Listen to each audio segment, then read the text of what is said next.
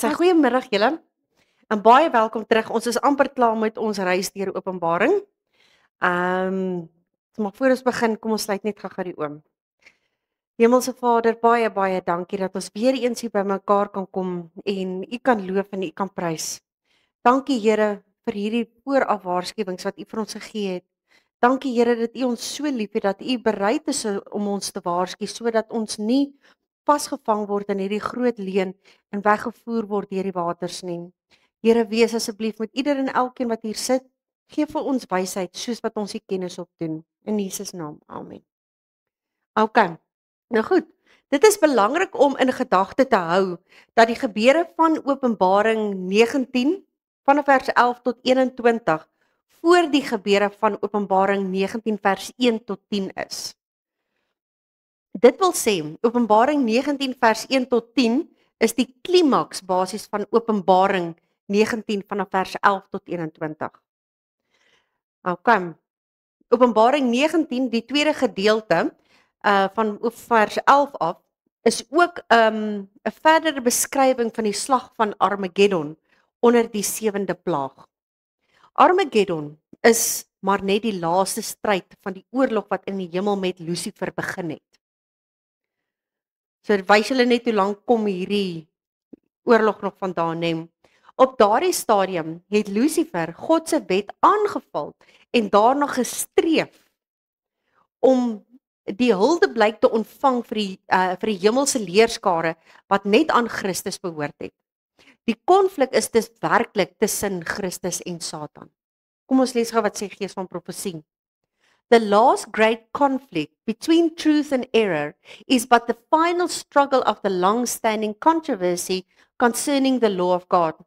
Upon this battle, we are now entering a battle between the laws of men and the precepts of Jehovah, between the religion of the Bible and the religion of fable and tradition. Nou goed, in die Ou Testament is daar baie profete wat geskryf het oor die groot eskatologiese oorlog wat die goddelose in die toekoms teen God se volk gaan voer. En julle is meer as welkom om daardie verse te gaan kyk. As julle nie nou tyd het om dit af te skryf nie, gaan kyk maar net weer online en dit sal dan daarso weer gegee word. Nou al hierdie profeseë beskryf hierdie spesifieke oorlog en leer dat God uiteindelik verlossing op die mees kritiese uur sal bring. Nou goed, alhoewel daar verskille in die besonderhede is, verwys al hierdie profeseë na presies dieselfde finale apokaliptiese klimaks na die morele konflik tussen goed en tussen kwaad. Die partye in hierdie oorlog is God en sy engele en sy volgelinge teen Satan en sy engele in die volgeling. So daai kant is die goeie kant en dan net jou slegte kant, né? Nou goed, die oorlog is nie tussen moslems en Christene, Oos en Wes, Chinees en Amerikaans teen ras en ras nie. Die oorlog is tussen die regverdiges en die onregverdiges. Ons moet verstaan dat hierdie groot stryd in sy kern tussen Christus en Satan is. Ons moet ook onthou dat die profeseë wat eens op letterlike Israel in die letterlike heilige land van toepassing was, nou geestelik van toepassing is op die wêreldkerk in die liggaam van Christus nou, né? Dit is verkeerd om te leer dat hierdie profeseë 'n letterlike vervulling sal hê met 'n letterlike Israel, né? Op die letterlike plek. Wanneer die Nuwe Testamentiese skrywers na hierdie profesie wys, verwyder hulle die etniese en geografiese beperkings en pas die taal simbolies en wêreldwyd op die kerk toe. Dis nie op Israel nie. En ongelukkig waarop fokus die hele wêreld op? Letterlike Israel, né? Die Nuwe Testamentiese apokaliptiese vervulling van hierdie profesie is in gedeeltes soos byvoorbeeld Matteus 24, Markus 13, al daai goeters kan ons presies na hierdie ook gaan kyk daarso. Nou Josia, Jeremia en Esegiel beskryf Israel, basies die kerk van God as God se bruid. Kyk nou hier, soos God se bruid. sien julle al die mense wat daarin is? Dit vorm God se bruid. Net so verteenwoordig die vrou in Openbaring 12 die geskiedenis van God se getroue kerk in al die eeue sedert God die evangelie belofte in Genesis 3 vers 15 gegee het. God het een kerk deur die testamente, net een kerk. En ek sal vyandskap stel tussen jou en die vrou, en tussen jou saad en haar saad. Hy sê jy die kop vermorsel en jy sal hom in die hakskeen byt. Wat het God ingestel in die tuin van Eden? 'n Huwelik, né? Nee? Tussen hoeveel vrouens tussen hoeveel vrouens met een man? Een vrou en een man. Dit is ook hoekom in 'n man en 'n vrou. Dit is ook korrek. Dit is ook hoekom daar nie 'n wegraping kan wees nie. Want as daar 'n wegraping is, dan beteken dat God het twee vrouens. Dan kom hy vir twee bruide. Hy het slegs een bruid, né? Nee? Okay. Nou Openbaring 12 vers 17, by die finale vervulling van die vorige vers van Genesis word verder ontwikkel nou in Openbaring 13. Kom ons lees net gou hierdie vers saam, dat ons kan sien hoe ontwikkel hierdie dinge. Openbaring 12 vers 17.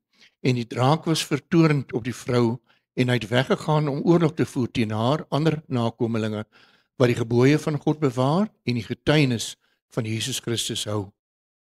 Sien julle die korrelasie tussen die twee verse van Genesis, die heel eerste boek in die Bybel en dan Openbaring die laaste boek in die Bybel, né? Dit is basies presies dieselfde ding wat daar gesê word. Nou goed, in die heel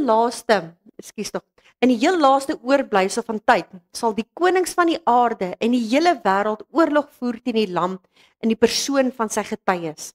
Met ander woorde, ons as die kerk gaan aangevat word. Nie Christus direk nie, want Christus is nie hier nie. Maar ons gaan aangevat word, want ons is sy kerk. En die lam sal dan die oorwinning behaal. Die lam sal egter nie alleen wees nie. Saam met hom sal die groepes en die uitverkorenes en die getroues wees. God gaan nie sy kerk alleen laat nie. Hy sal jou nie alleen laat in hierdie tydperk nie. Jy gaan nie alleen wees nie. Kom ons kyk gou wat sê vers 14 vir ons. Hulle sal teen die lam oorlog voer en die lam sal hulle oorwin, want hy is die Here van die Here en die koning van die konings. En die wat saam met hom is, geroepe en uitverkore en getrou. Nou as hy daar's die belofte, net is nie kom nie net van my woord af nie. Dit kom uit die woord van die Here uit. Nou Openbaring 20 vers 8 en 9 neem ons dan nou verder as die wederkoms na die post 1000-jarige gebeure wanneer Gog en Magog al die goddeloses sal bymekaar maak vir die laaste stadium van hierdie oorlog teen God en sy volk. Nou op hierdie stadium sal die letterlike 'n nuwe Jerusalem op aarde wees, né? Die letterlike Jerusalem soos daai stad wat ons eers gewys het, dis die letterlike nuwe Jerusalem. Hy sal dan op die aarde wees en Christus en sy volgelinge sal daar binne wees. Sy vyande sal Christus sal sy vyande oorwin in die tweede en in die derde stadium van Armageddon. So Armageddon het twee stadiums, okay? So nou daarna kyk. Kom ons kyk wat sê Gees van profesie daaroor. Here is the great issue. Here are the two great powers confronting each other, the Prince of God, Jesus Christ, and the Prince of Darkness, Satan. Here comes the open conflict. There are but two classes in the world, and every human being will arrange under one of the two banners, the banner of the Prince of Darkness or the banner of Christ. Ons het vandag juis in ons klas daaroor gepraat van die twee groepe wat selfs in die kerke teenwoordig is, né? Jy ek dink ons broer George het ook nogal baie daaroor gepraat. Jy het jou groep wat humble is, wat nederig is, wat soos Christus is, en jy het jou ander groep wat die ego het, né? Wat egoïsties is, wat net selfgesentreerd is, net soos die wêreld daar buitekant ook. in twee kampe verdeel. Hulle dink hulle is klomp verskillende kampe, maar eintlik bestaan die wêreld net in twee kampe. Alright.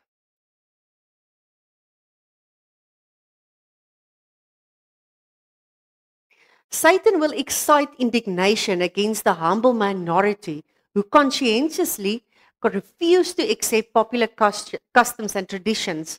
Men of position and reputation will join with the lawless and the vile to take counsel against the people of God. Wealth, genius, education will combine to convert them with contempt. Persecuting rulers, ministers and church members will conspire against them. Nou is hulle rare waar kerkmense as hulle dit doen. Nee? With voice and pen. Also, social media en ons televisie, nee? By boasts, threats and ridicule, they will seek to overthrow their faith. By false representations and angry appeals, they will stir up the passions of the people, not having a "thus says the scriptures" to bring against the advocates of the Bible Sabbath. They will resort to oppressive enactments to supply the lack. To ensure popularity in patronage, legislators will yield to the demand for a Sunday law. On this battlefield comes the last great conflict of the controversy between truth and error. Nee, dan is jy twee kampe. Of jy is vir dit of jy is teen dit. Niemand op aarde gaan dit vryspring nie. Almal moet kies. The two great opposing powers are revealed in the last great battle. The one side stands the creator of heaven and earth. All on his side bear his signet. They are obedient to his commands. On the other side stands the prince of darkness with those who have chosen apostasy and rebellion. Kom ons kyk gou-gou na vers 11, Openbaring 19 vers 11. Openbaring 19 vers 11. Toe het ek die hemel geopend gesien en daar was 'n wit perd en hy wat daarop sit word genoem getrou en waaragtig en hy oordeel en voer oorlog in geregtigheid. Nou goed, kom ons kyk gou-gou wat is die kommentaar daarop. En hierdie kom van Joseph Sears, The Apocalypse, exposition of the book of Revelation. Kom ons kyk gou-gou. This horse tells of royalty, judgment and war. His white color tells of righteousness and justice. Light is the robe of divine majesty, and white is the color that most attracts to Christ in all the judgment scenes. When the first seal broke, he rode a white horse. When the great harvest is reaped, he sits upon a white cloud. And at the end of the 1,000 years, he sits upon a white throne. And so, here he is seated on a white steed of battle. For in righteousness doth he makes war. Okay, nou die gees van profesie sê hier verder. Soos ek kan sien, daar so kom Jesus, nie? Ons word herinner, onthou hierso van die uitroep van die martelare wat in Openbaring 6 vers 10. Onthou julle, hulle gesê het hulle roep uit onder die altaar, nê, die altaar van wierook. Ja, hulle roep uit hoe lank nog, nê. Waar hulle aanbidding het op die heilige waar God en 'n ware God om hulle oor die teestanders te oordeel en te wreek. Hy sê hoe lank nog voor u ons gaan wreek, ons bloed gaan wreek, nê? Ons word ook herinner aan die weduwee wat tot die regter uitgeroep het om geregtigheid en wraak teen haar teenstander. Wanneer Jesus op 'n wit perd kom om sy mense te red, sal hy bewys dat hy as die verbond wat God onderhou, getrou is aan sy woord. Soos hy getrou en waaragtig was om Daniël en sy 3 vriende in die sekere dood te verlos, net so sal hy ook sy geliefde heiliges verlos. So hoekom doen ons hierdie openbaring ding? Hoekom dink julle doen ons dit? Dit in Daniël. Is dit om mense bang te maak? Dis die waarheid, nê? En dis ook om mense te waarsku. Dit is wat God doen. God wil nie hê dat enige persoon moet verlore gaan nie. Ja, hy vertel vir ons al die toekoms, hoe dinge in die verlede en die geskiedenis, hoe alles gewerk het. Maar hierso, God is die enigste een wat die mag en die krag het om die toekoms te kan openbaar. Hy weet wat gebeur in die toekoms. En weet julle wonderlik is dit, hier deel hy met jou.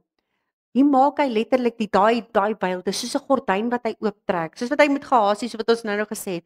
Waar hy gesê het, Gehasie, kyk maar in die spirit in die geesteswêreld in. So maak die Here nou die gordyn oop vir julle en sê kyk in die toekoms in. Sodat jy nou al 'n kundige besluit kan maak. 'n Kundige besluit kan maak oor wat jy gaan kies vir hierdie eindtyd, né? Gaan jy vir hom staan of gaan jy teen hom staan? Dis hoekom ons hierdie openbaringsstudies doen, sodat ons kan sien waarteen ons gaan besluit en nie gevang word in die donker nie. Nou goed, hierdie gedeelte beskryf die voorlaaste fase van die oorlog wat in die hemel begin het. Kom ons lees net gou-gou daai 2. En ek het een engel sien staan in die son, en hy het met 'n groot stem uitgeroep en vir al die voëls gesê wat in die middel van die lug vlieg: Kom hierheen en versamel julle tot die maaltyd van die groote God, en dat julle kan eet die vlees van konings en die vlees van owerstes oor 1000 en die vlees van sterkes en die vlees van perde en van die wat daarop sit en die vlees van almal, vry mense sowel as slawe, klein sowel as groot. Goed, hierdie gedeelte is die voorlaaste fase van die oorlog wat in die hemel begin het. Die laaste fase sal aan die einde van die millennium wees. Die slag van Armageddon vind nie werklik gedurende die 6de plaag plaas nie. Die 6de plaag berei bloot die weg voor vir die slag van Armageddon gedurende die 7de plaag. Onthou dit, né? Openbaring 19 vers 11 tot 21, die tweede gedeelte, né, beskryf die twee leers. Christus en sy engele is aan die een kant van dan die konings van die aarde is aan die ander kant. Die dier en die valse profeet is dan saam met die bekeerdes aan die ander kant, né? Goed, Ellen White het Openbaring 19 vers 11 tot 21 verbind met die 7de plaag en eintlike slag van Armageddon. Say we need to study the pouring out of the 7th vial. The powers of evil will not yield up the conflict without a struggle, but providence has a part to act in the battle of Armageddon. When the earth is lightened with the glory of the angel of Revelation 18, the religious elements, good and evil, will awake from slumber, and the armies of God will take the field. Okay, dit gaan gebeur. Maar waar gaan ons wees in hierdie stryd? En dis die belangrike ding, né? The Battle of Armageddon, ons het gesê waar is ons? Ons is in die stad. Ons is in die stad, né? So ons is veilig in die stad. Wie jy het gesê. The Battle of Armageddon is soon to be fought. He on whose vesture is written the name King of Kings and Lord of Lords, leads forth the armies of the heaven on white horses, clothed in fine linen, clean and white. Nee, sondeloos. The Battle of Armageddon will be fought, and that day must find none of us sleeping. Wide awake, we must be as wise virgins having oil in our vessel with our lamps. The power of the Holy Ghost must be upon us, and the captain of the lords of hosts will stand at the head of the angels of heaven to direct the battle. Okay. Lees vir ons vers 12. Openbaring 19 vers 12. En sy oë was soos 'n vuurvlam en op sy hoof was baie krone, en hy het 'n naam wat geskrywe is wat niemand ken nie behalwe hy self. Awesome. Nou goed, aan die begin van die boek Openbaring, vers 1, Openbaring 1 vers 14, was die oë van Jesus, onthou julle, soos vlamme gewees van vuur wat deurdring om ons sondes te bespeer. Die oë van vuur in Openbaring 1 is remedierend, né? Dit is deursoekend. In Openbaring 19 sal diegene wat egter nie toegelaat het dat die oë van vuur sonde opspoor nie, die gevolge daarvan ly. So dis die uitvoering dan basies, né? Gees van profesie en Desire of Ages sê, To sin, wherever found, our God is a consuming fire. Hebrews 12 vers 29. In all who submit to his power, the Spirit of God will consume sin. But if men cling to sin, they become identified with it. Nee? As jy daaraan vashou, naderhand begin dit jou habits te raak, nee? Jou habits begin jou karakter te word. So, dan begin jy geïdentifiseer word daarmee. Then the glory of God, which is like a consuming fire, which destroys sin, must destroy them. Maak dit sin. Klink dit vir julle regverdig dat God dit doen? Jy het tyd gehad op aarde dat God jou sondes kon vir jou uitgewys het. Jy het tyd gehad om van dit ontslae te raak. Maar vasgehou. Nee, en solank as wat jy daaraan gaan vashou, gaan God kom. Dit is 'n waarskuwing. Hy sê asseblief los dit want ek wil nie hê dat jy die een moet wees wat ek moet destrooi as gevolg van sonde wat jy vashou nie. Nee, dit maak sin. God is regverdig. Nou by die wederkoms sal die goddeloses wegkruip in die grotte en in die rotse van die berge en smeek om vir die soekende oë verborge te bly, né? Aan die ander kant sal God se kinders uitroep: "Kyk, dit is ons God. Ons het op hom gewag. Hy sal ons red." Terwyl Jesus op die wit perd ry, het hy baie krone op sy kop, né? Die woord kroon hier is diadementatam, waar ons die woord diadeem kry. Dit is die koninklike kroon van 'n verowerende koning. So met ander woorde, sien julle die kontras wat hier gebeur? Sien julle die kontras? Ons het so rukkie terug, het ons gesien, het ons gehoor van hoe ons gaan moet vlug vir dit wat gaan gebeur, né? Vir die dinge, vir die mense wat ons gaan soek en ons gaan wil doodmaak. Hoekom? Omdat ons nie vir die Satan stem nie, omdat ons getrou bly aan God. Sien julle wat gebeur nou hier? Heeltemal die teenoorgestelde. Hierdie mense hardloop nou nie in die grotte in. Want hulle is bang. En ons staan daar buitekant en ons sê dankie, die Here het ons kom verlos. Ek wil nie daai mense wees wat binne daai grotte wegkruip nie. En daai spelonke nie. En soos wat ek hierso sien, stem julle almal saam en ek weet nie een van julle wil dit ook wees nie. Daarom is dit belangrik. Daarom is dit so belangrik dat ons toelaat dat die Here ons uitwys op ons verkeerde dinge en dat ons toelaat dat die Here ons brand en ons sny en van daai sondes ontslaa raak om ons te louter. Dis belangrik dat ons daai proses moet deurmaak. Die getal 7 dui aan dat Jesus die koning van die hele wêreld is en teenstelling met die 7 krone op die koppe van die draak, né? Ellen White het geskryf dat Jesus eintlik 7 krone het en nie een hy het basies 7 krone, maar die 7 krone is basies een op mekaar. Soos een in die ander een. Hy sê dus ek het sulke mooi prentjies gekry vir dit julle. Wat saam met die PowerPoint gaan. Ek het sulke mooi prentjies gemaak wat die krone so mooi inpas. So ek vra so groot om verskoning dat ek dit nou nie vir julle kan wys nie. Die getal, okay goed. We gathered about Jesus, and just as he closed the gates of the city, the curse was pronounced upon the wicked. The gates were shut. Then the saints used their wings and mounted to the top of the wall of the city. Jesus was also with them. His crown looked brilliant and glorious. It was a crown within a crown. En 'n 7 van hulle wat so bymekaar gestaan het. Wanneer Jesus op die perd ry, het hy sy priesterlike klere uitgetrek en homself bekleed met die mees koningslike klere, né? Die gees van soos wat die gees van profesie dit noem. Of met ander woorde die wraakklere, sy koninklike klere wat nou ingaan vir battle, né?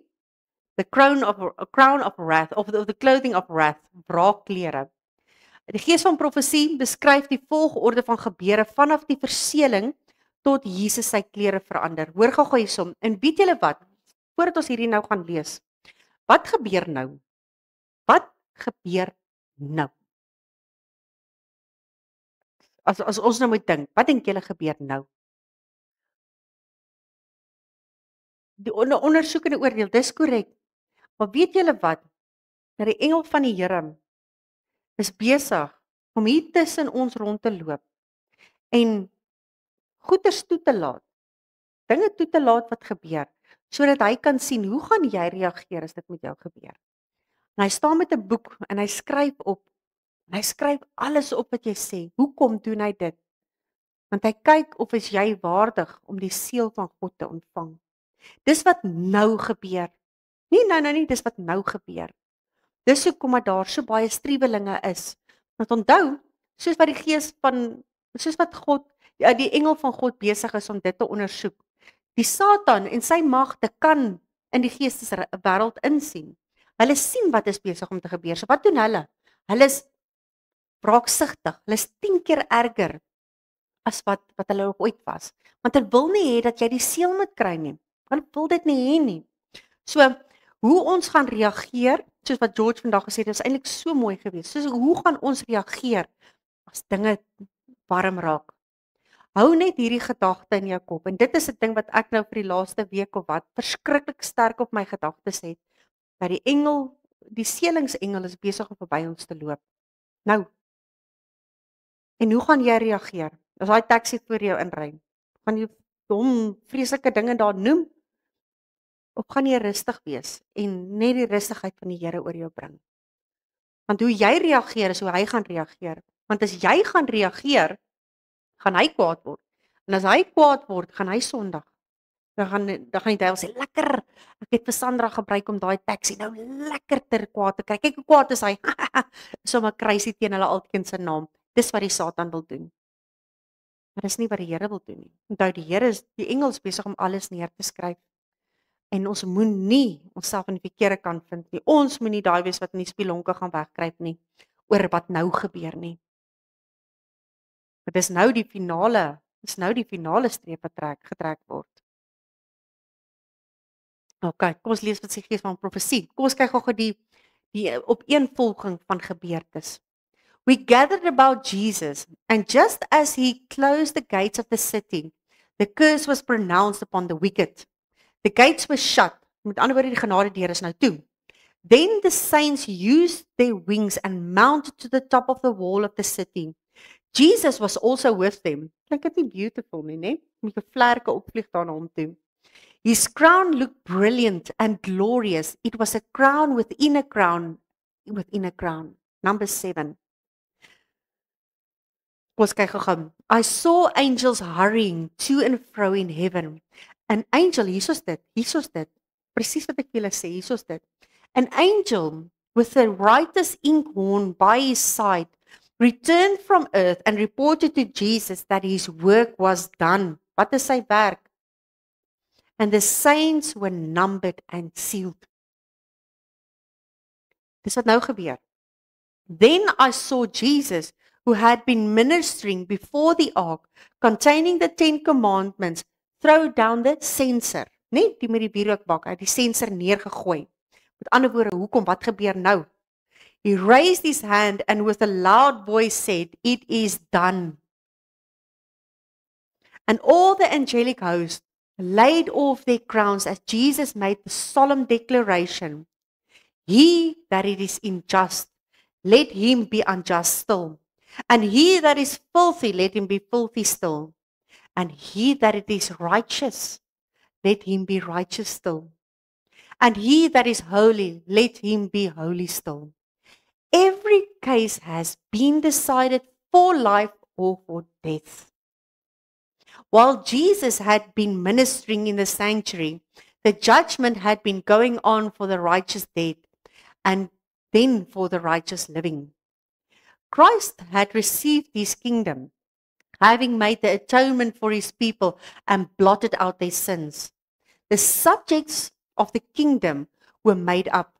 The marriage of the Lamb was consummated, and the kingdom and the greatness of the kingdom under the whole heaven was given to Jesus and the heirs of salvation. And Jesus was to reign as King of kings and Lord of lords. Beautiful, nee? Dan is ons finaal ontslae van sonde. As Jesus moved out of the most holy place. Want wat het die hoëpriester gedoen? Hy het mos nou ingetree vir die volk, nê? En die volk het buitekant gestaan en hulle het het baie groot ontzag gehad. Hulle het vas en bid die hele tyd en gedurende die tyd. En toe dit klaar is, het hy die sensor neergegooi om te sê, dis nou klaar, ek het die woord gekry van die Here af, so ek kom nou om vir julle die woord te gee, die judgment basies te gee. As Jesus moved out of the most holy place, he heard the tinkling of the bells upon his garment. Dis by die priester moes uitgeloop het, nee. And as he left, a cloud of darkness covered the inhabitants of the earth. There was then no mediator between guilty man and an offended God. So die Here tree nie meer in vir die mense, vir die slegte mense nie. Hy tree nou nog in vir hulle, maar hy tree dan nie meer in nie. While Jesus had been standing between God and the guilty man, a restraint was upon the people. So hulle het nie, omdat die Here dit gedoen het, met ander woorde, hulle het nie losgebars en sommer net mense begin doodmaak soos hulle wil en karre steel en dit doen en dat doen. So, engse groot riot wat in die hele wêreld is nie, want daar was 'n restraint van die Heilige Gees. Maar nou is dit weg. Dis wat hulle hier praat van die restraint, né? But when he stepped out from between man and the Father, the restraint was removed. Met ander woorde, the winds were released. Die 4 winde wat die engele vashou, dis korrek, word nou gelos op hierdie oomblik. And Satan had entire control of the finally impotent. So met ander woorde, die mense wat verlore is, hy het totaal beheer oor hulle. Daar's nie meer 'n Heilige Gees wat ons sê, "Oh, jy kan nie dit doen nie, jy kan nie dit doen nie." Nee, so die duiwel sê vir hom presies, "Man, doen wat jy wil." It was impossible for the plagues to be poured out while Jesus officiated in the sanctuary. But as his work there is finished and his intercession closes die genade deur toe, there is nothing to say the wrath of God. And it breaks with fury upon the shelterless head of the guilty sinner who has slighted salvation and hated reproof. In that fearful time, after the close of Jesus' mediation, the saints were living in the sight of the holy God without the intercessor. Soos okay, wat doen hulle? Here beskerm hulle, want hulle is geseël. Hulle is geseël, hulle is syne, dis sy bruid. Hy gaan niks met hulle laat oorkom nie. Maar wee oor wee, die wat aan die ander kant is, né? Every case was decided. Every jewel numbered. Jesus tarried a moment in the outer apartment, in the holy place of the heavenly sanctuary. And the sins which had been confessed while he was in the most holy place were placed upon Satan. Wat het hulle gedoen? Hulle het mos die son op die sonnebok gaan sit. Onthou julle dit? En die sonnebok was in die wildernis ingestuur. So dis hoekom het hy getarry het. Hy het nog net nie dadelik uitgekom na die volk toe nie. Hy het eers al daai sondes gevat en op die sondebok gaan sit. Presies nou hier gebeur dit. Hy vat al daai sondes en hy sit dit op die Satan. Vir die mense wat 'n intercession prayer gehad het, wat gebid het en wat vir wie hy gered het, vir al die gereddes se sondes word op die Satan gesit. He's the originator of sin, who must suffer their punishment. Ons wat ons sondes vir Here gesê het, Here vergeef ons vir ons daai sondes wat die Here in 'n bak en hy sit dit op die Satan. Ons spring daai punishment vry. Die Satan gaan dit suffer. Hy gaan dit suffer. Ons punishment wat ons moes gekry het, gaan hy suffer. Wonderlike nuus, né? Wonderlik. Then I saw Jesus lay off his priestly attire and clothed himself with the most kingly robes. Upon his head were many crowns, a crown within a crown. Surrounded by the angelic host, he left heaven.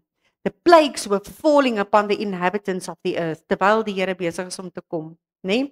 Then I saw that Jesus would not leave the most holy place until every case was decided, either for salvation or destruction, and that the wrath of God could not come until Jesus had finished his work in the most holy place, and laid off his priestly attire and clothed himself with the garments of vengeance. So mooi gesê, the garments of vengeance, nee. Then Jesus will step out from between the Father and man, and God will keep silence no longer, but pour out his wrath on those who have rejected his truth I saw that the anger of the nations, the wrath of God, and the time to judge the dead were separate and distinct, one following the other. Also, that Michael had not stood up, and that the time of trouble such as never was had not yet commenced. The nations are now getting angry. But when our high priest has finished his work in the sanctuary, he will stand up, put on his garments of vengeance, and then the 7 last plagues will be poured out.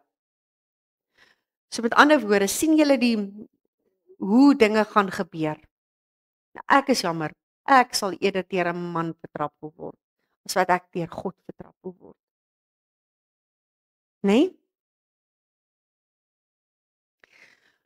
Wat is die naam wat niemand behalwe hy homself ken nie? Gees van profesie het bietjie verduidelik dat die Vader Jesus die naam Jehovah gegee het.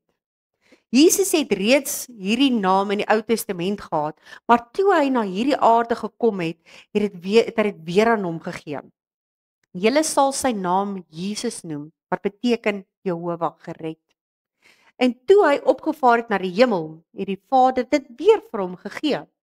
Daar's 'n rede daarvoor. Lees gou vir ons Filippense 2 vers 9 tot 11. Daarom het God hom ook uitermate verhoog en hom 'n naam gegee wat bo elke naam is, sodat in die naam van Jesus sou buig elke knie van die wat in die hemel en die wat op die aarde en die wat onder die aarde is, en elke tong sou bely dat Jesus Christus die Here is, tot die heerlikheid van God die Vader. OK.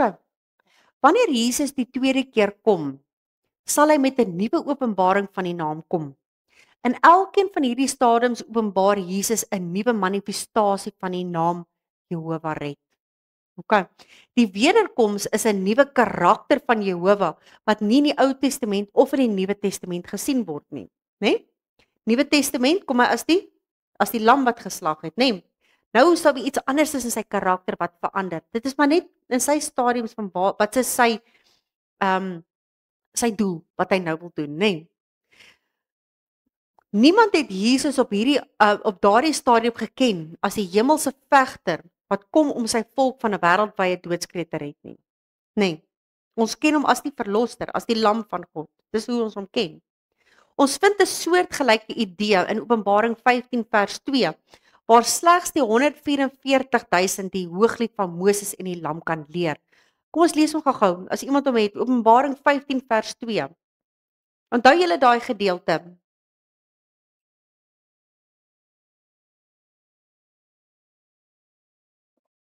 En ek het dit gesien soos ek het dit gesien iets soos 'n see van glas gemeng met vuur. En die oorwinnaars oor die dier en oor sy beeld en oor sy teken, oor die getal van sy naam, het ek by die see van glans sien staan met sitters van God. Okay, is dit vers 2 gewees, nê? Nee? Okay. En dit is hulle gewees. Hulle sê daar's hulle kon die lied van die lam sing wat niemand anders kon sing nie. Maar dit beteken nie dat niemand behalwe die 144.000 die lirieke van die liedjie kan verstaan nie, né? Nee? Dit beteken dat niemand dit soos die 144.000 kan sing nie. Want hulle het deur die ervaring gegaan, né? Nee? As jy nog nooit in jou lewe gerook het nie, kan jy nie vir Pietie sê, hoorie so, weet jy wat nie, is nie goed vir jou longe nie, dit doen dit vir jou longe en dat vir jou longe, jy kan nie, want jy het dit nog nie ervaar nie, jy sien dit en alles, maar as jy hier so loop en hy, oom in is die enigste een wat van mense kan sê, boetiekie, as jy is nie, rook ek nie, want ek sou dit myself nie kon oorgekom het, kyk wat het ek myself aan gedoen, dit gaan meer waarde sê, as oom in dit sê, as wat jy dit gaan sê, maar jy kan dit ook vir iemand sê, maar nie met soveel krag en waarde nie. Verstaan julle wat hulle hier bedoel met dit? OK. Ek is byvoorbeeld seker dat iemand vandag musiek kan skryf vir die lirieke van hierdie hooglied van Moses in Exodus 15. Die hooglied wat hulle kan sing, staan in Exodus 15. So as julle dit graag wil gaan lees, asseblief gaan lees, dit is nogal beautiful. Maar ons kan dit Maar ons kan dit sing soos die Israeliete God die Egiptenaars in die Rooi See begrawe het. Kan ons dit sing soos hulle dit gesing het? Nee. Natuurlik nie, omdat ons die lied nie geervaar het nie. Ons het nie ervaar hoe die Here hulle uit die Rooi See uitgehaal het, nê. Nou goed, daardie voorbeelde help ons om te verstaan wat 'n onoorkomlike probleem in die Ou Testament blyk te wees. Met ander woorde, Eksodus 6 vers 1 tot 6 sê vir ons dat die aardse vaders nie die naam Jehova geken het nie. Al toon die Bybel elders duidelik dat hulle dit wel gedoen het. God het homself aan Abraham voorgestel as Jehova nog voordat hy homself as El Shaddai voorgestel het. Verstaan julle die begrip wat hier kom, nê? Jakob het die naam net so goed geken as soos Isak. Hulle het hom egter geken as die God van die verbondsbeloftes, nie in die karakter van die een wat die beloftes vervul nie. Nê? Hulle weet dit nog nie. Kom ons lees gou vers 13. Openbaring 19 vers 13. 19 vers 13 asseblief. Openbaring 19 vers 13. En hy was bekleed met 'n kleed wat in bloed gedoop was, en sy naam is die woord van God. Okay. Die bloed waarin Jesus se klere gedoop is nie sy eie nie, maar die van sy vyande. Terwyl hy die druiwe in die wynpers vertrap het, spat die sap op sy klere en dit lyk soos bloed. Openbaring 14 verduidelik dat die oes van die aarde binne die heilige stad ingesamel word en die druiwe word buitekant die stad versamel. Openbaring 19 vers 14 identifiseer die perderuiters van die perde as die leers van die hemel en hulle klere is bespat met die bloed van die goddeloses wat die wynpers buite die stad vertrap het. Vers 14. Ons lees van vers 14. Openbaring 19 vers 14.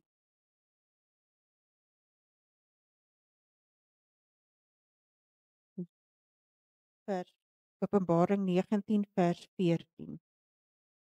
En die leers van die hemel het hom gevolg op wit perde, bekleed met wit en rein fyn linne, en uit sy mond gaan daar 'n skerp swaard om die nasies daarmee te slaan, en hy het hulle met 'n yster staf geregeer, en hy trap die sparskyp van die wyn van die grimmigheid en van die toorn van God die Almagtige, en hy dra op sy kleed en op sy heup die naam wat geskrywe is, die koning van die konings en die Here van die Here. En ek het een engel gesien staan in die son, en hy het met 'n groot stem uitgeroep en vir al die voëls gesê wat in die middel van die lug vlieg, kom hierheen. Is dit vers 14, nê? Ja, Okay. vers 14. Vers 14. Oh, nee. Wat dan? Openbaring oor vers 14. 19 vers 14. Okay, soos hy het 14, ons het hom, okay, so ons verstaan wat daar so is, nê? Okay. Nou goed, die gees van profesie identifiseer egter duidelik hierdie leers as die engele wat Jesus uit die hemel vergesel met sy wederkoms. Sy sê hiersom: Soon there appears in the east a small black cloud about half the size of man's hand. This is the cloud which surrounds the Savior and which seems in the distance to be shrouded in darkness. The people of God know this is to be the sign of the Son of Man. In solemn silence, they gazed upon it as it draws nearer to earth, becoming lighter and more glorious until it is a white cloud. Its base is a glory-like consuming fire, and above it the rainbow of the covenant. Jesus rides forth as a mighty conqueror. Not now a man of sorrows to drink the bitter cup of shame and woe. He comes victor in heaven and earth. Sien julle, so hy's nie meer die persoon gewees wat die beker moes gedrink het met die sondes van daai tyd nie, nê? Hier kom hy nou as the victor of heaven and earth, to judge the living and the dead. Faithful and true in righteousness, he doth judge and make war, and the armies which were in heaven follow him. With anthems of celestial melodies. The holy angels, a vast unnumbered throng, attended him on his way. The firmament seems filled with radiant forms, 10,000 times 10,000 and thousands of thousands. No human pen can portray the scene. No moral mind is adequate to conceive its splendor. His glory covered the heavens, and the earth was full of his praise. And his brightness was as the bright light. As the living cloud comes still nearer, every eye beholds the Prince of Life. No crown of thorns, how mars that sacred head, but a diadem of glory rests on his holy brows. His countenance outshines the dazzling brightness of the noonday sun, and he hath his vesture, and on his thigh a name written, King of Kings and Lord of Lords. Sien julle dit? Nou wil jy bang wees vir dit en wegkruip in 'n spelonk? Of wil jy die een wees wat daar staan en saam met hulle jubel en juig en hierdie engele koor met soveel jou arms ontvang? Nee? As ons onthou, die 6de plaag was die doel om die weg voor te berei vir die konings wat uit die ooste uitkom. Wie is die konings wat uit die ooste uitkom? Dis Jesus, né? Dis die konings wat kom. Die ruiter op die wit perd en die leers van die hemel is die konings wat uit die ooste uitkom. Kom ons lees gou 19 vers 15. 19 Openbaring 19 vers 15 en uit sy mond gaan daar 'n skerp swaard om die nasies daarmee te slaan en hy sal hulle met 'n ysterstaf regeer en hy trap die parskuip van die wyn van die grimmigheid en van die toorn van God die Almagtige. Wat sê? Nou wat is die swaard? Die swaard is 'n simbool van die woord van God, né? Nou die swaard wat sonde kon uitsny en die sondaar kon red, vernietig nou die sondaar wat met hierdie sonde geïdentifiseer was. Die slotsom is dat aan die een kant van die vuur sonde kan verteer, die swaard kan boosheid uit die hart uitsny, die klip 'n selfsugtige hart kan breek of aan die ander kant van die vuur die sondaar verteer. Die swaard kan hom doodmaak en die klip kan hom verteer. Kan hom verpletter. Dit hang alles af van die persoon se keuse, né? Wat is jou besluit? Hebreërs 4 vers 12 en 13, soek dit solank vir ons op. Hebreërs 4 vers 12 en 13. Dit verduidelik die verband tussen die oë en die swaard. Hebreërs 4 vers 12 en 13. Hy is af. Want die woord van God is lewend en kragtig en skerper as enige tweesnydende swaard en dring deur tot die skeiding van siel en gees en van gewrigte en murg en is 'n beoordelaar van die oorlegginge en gedagtes van die hart. Gees van profesie het ook die swaard metafoor in die verlossende betekenis gebruik.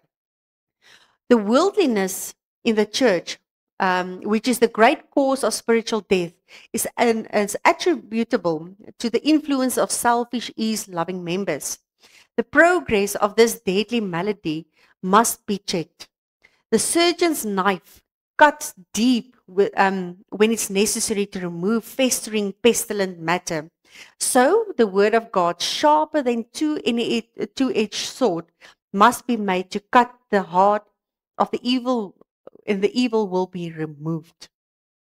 Nou goed, as ons nie kan toelaat dat die swaard nou in die pesagtige materie uit ons karakter sny nie, sal dit ons tref wanneer Jesus kom. Either way, jy vat die swaard nou of jy kry hom later.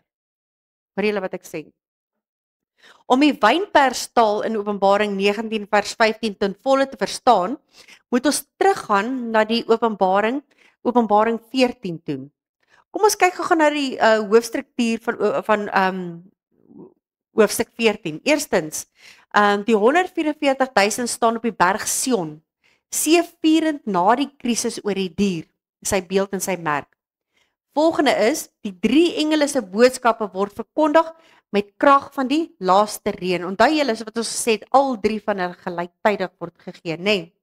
Die boodskappe polariseer die wêreld in twee groepe, die oes en die druiwe. So die kampe word nou opgedeel. Daar is net die een kant en die ander kant. So die oes en die wynpers. Die oes is die regverdiges en hulle word in die geestelike Jerusalem in versamel. Die perde vertrap die wynpers en die bloed spat op die perde.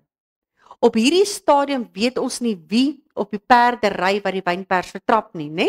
Maar in Openbaring 19 vers 15 ontdek ons egter dat die perde wat die wynpers vertrap deur Christus in die hemelse leers van engele gery word. Hulle is die uitvoering, né? Hulle voer dit uit.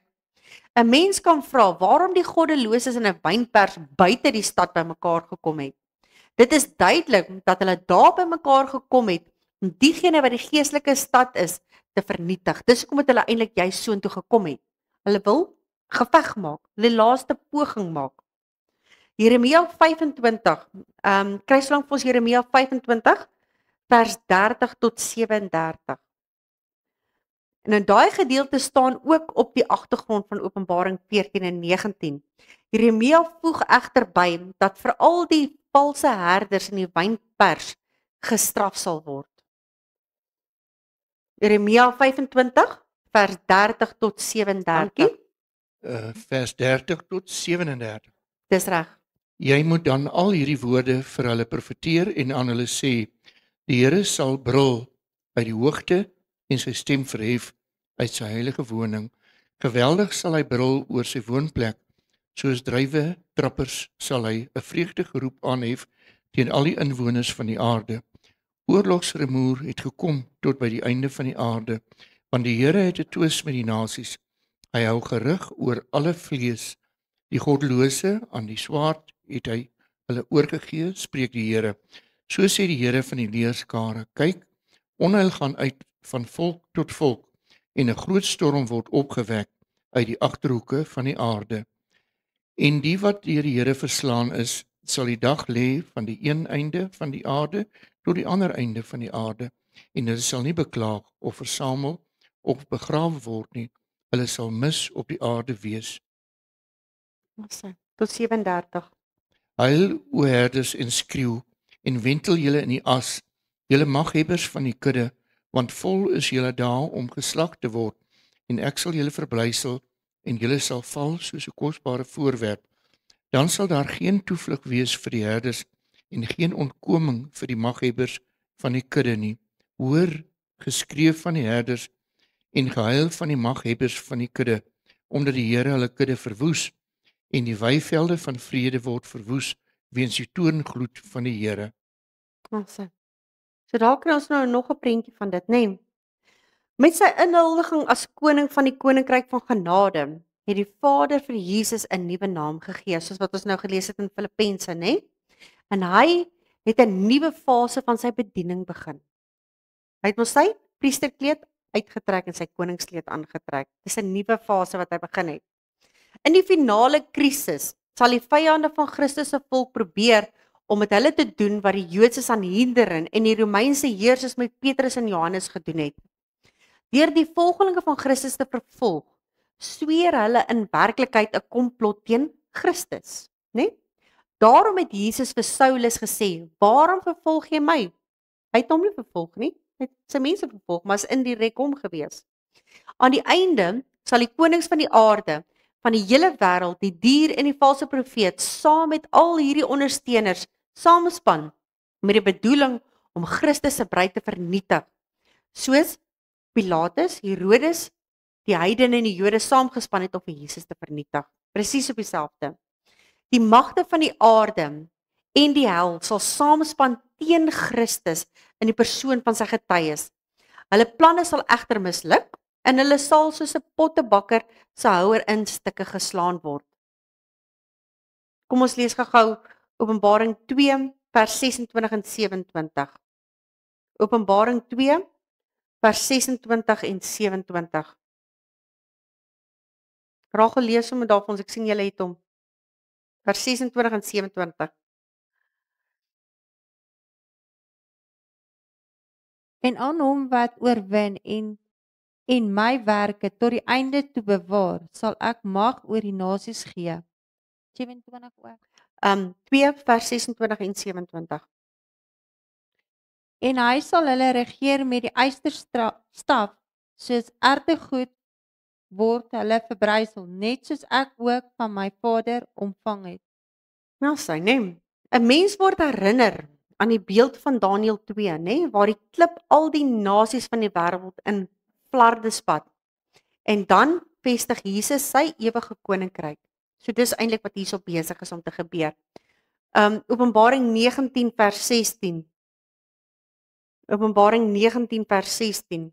En hy dra op sy kleed en op sy heup die naam wat geskrywe is, die koning van die konings en die Here van die Here.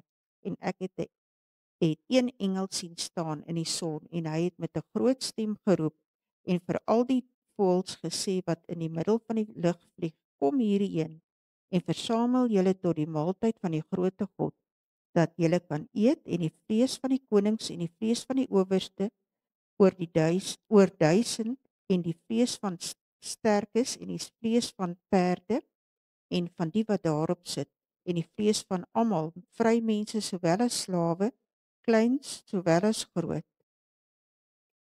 En ek en die dier en die koning van die aarde. Ons sê terug sê dan sê dankie. Baie dankie.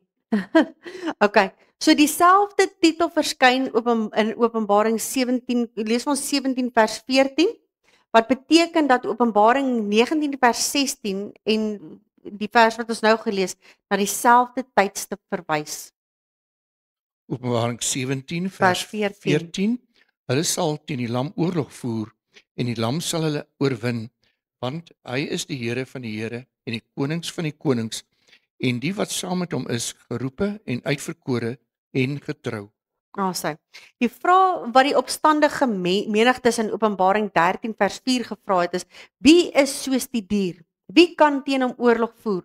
Sal nou in Openbaring 19 vers 11 beantwoord word. Die lam sal meer as in staat wees om dit te kan doen. Nou goed, lees gou vir ons verse 19 vers 17 en 18. Ons werk nou die hele Openbaring 19 gou vers vir vers deur. Ons is amper klaar met hom. Daar's hy. Hier's op die bord. Dankie.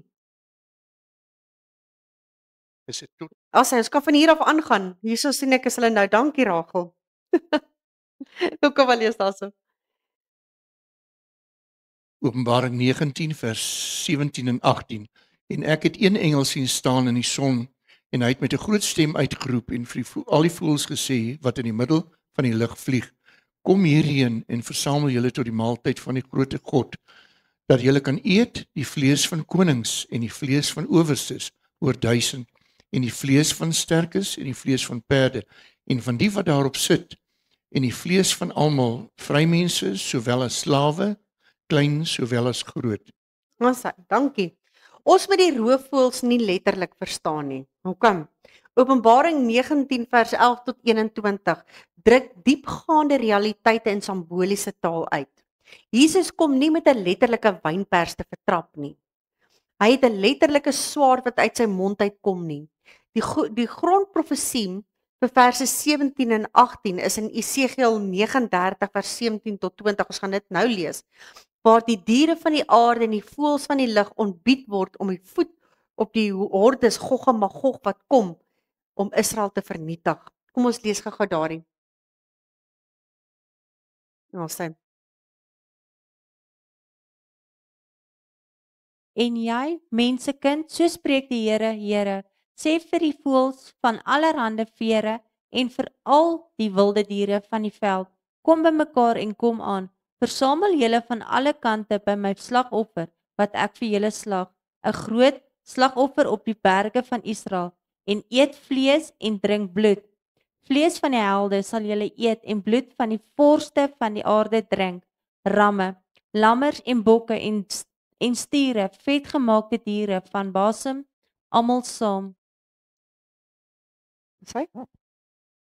Vet sal julle eet totdat julle versadig is en bloed drink totdat julle dronk is van my slagoffers wat ek vir julle geslag het.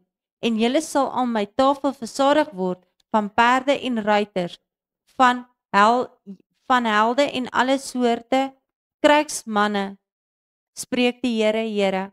OK, nou wat simboliseer hierdie diere en hierdie voëls? Wat simboliseer dit? Die boek Openbaring self gee vir ons die antwoord. Die voël stel Satan en sy demone voor.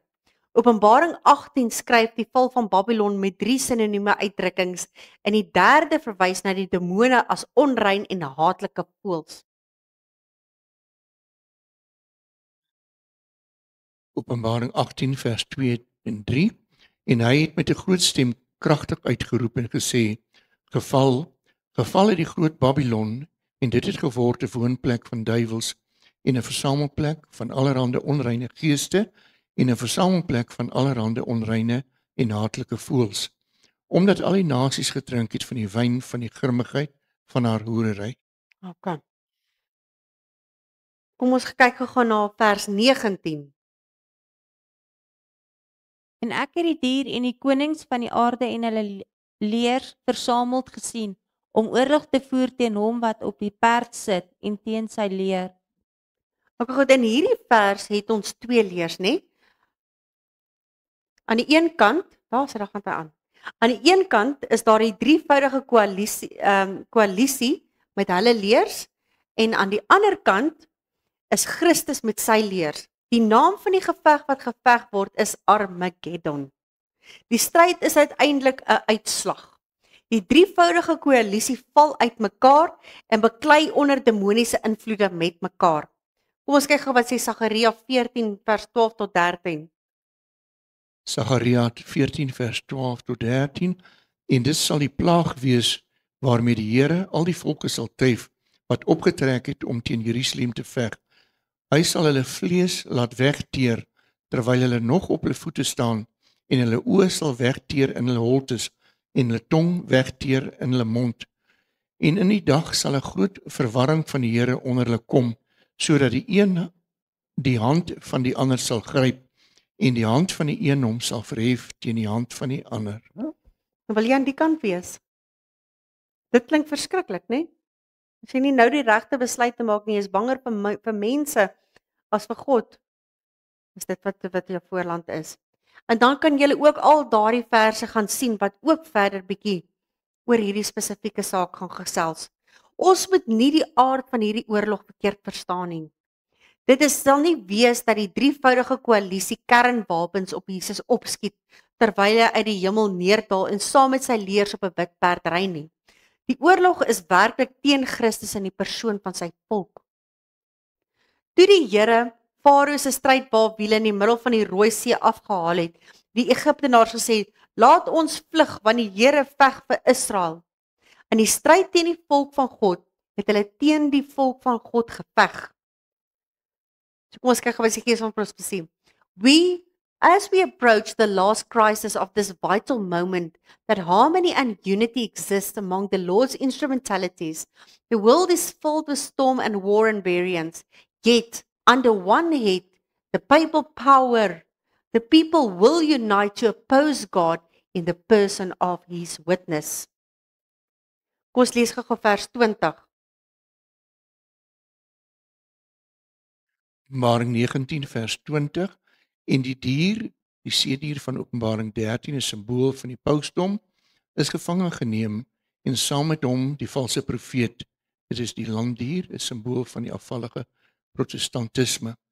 Wat die tekens in sy, dis die diersin, teenwoordig gedoen het, waarmee hy hulle verlei het wat die merk van die dier ontvang en sy beeld aanbid het. Lewend is die twee gewerp in die vuurpoel wat met die swaal brand. En dit is die vervulling van die derde engelse boodskap. Kan. Maar ons het voorheen opgemerk dat 3 magte God in die persoon van sy getuienis sal teenstaan, die draak, die dier en die valse profeet. Die vraag is dus, waarom verwys vers 20 net na 2 van hulle, die dier en die valse profeet? Hoekom? Trouwens vers 19 noem die derde mag as die koning van die aarde.